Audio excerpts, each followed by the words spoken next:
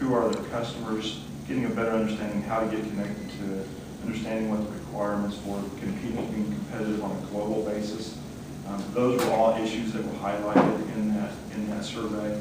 And one of the things that we tried to do as a result of that was put together a partnership moving forward with that, which includes those existing partners, but we also included the Great Lakes Wind Network out of Ohio, partnered with them to sort of represent their interest and their project their services into the region about helping Kansas companies to compete in this marketplace and figure out where they are.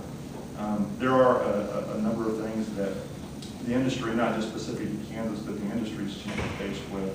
And one of the things that we were talking about with Dave just yesterday was the area of castings.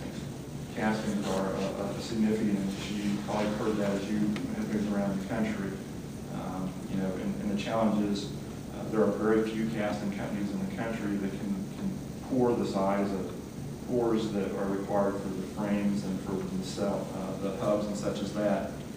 Fear is that a lot of that's going to go overseas, and when it comes back, it's not going to come back to the casting. It's going to come back to the finished component, machined, all the stuff done to it.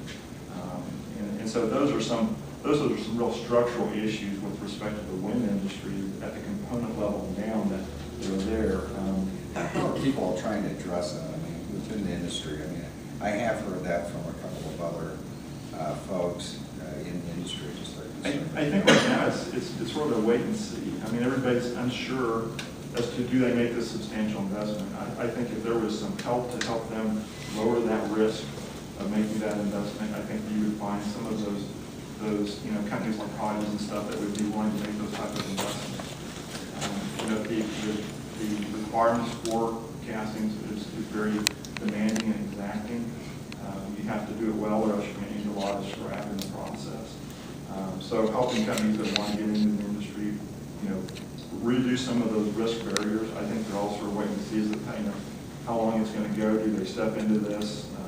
Those are some of the things that we've seen in talking with our Great Lakes Wind Network partners that they see going on at a national level.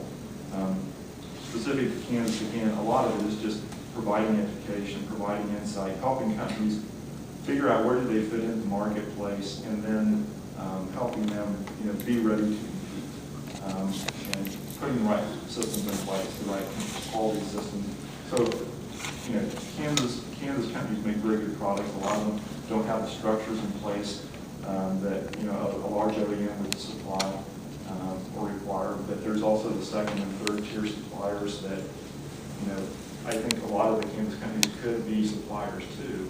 It's just helping them connect to those and understand the transition, make that transition, because there's a lot of unknowns right now still about that, the wind industry and all renewables for companies that are existing.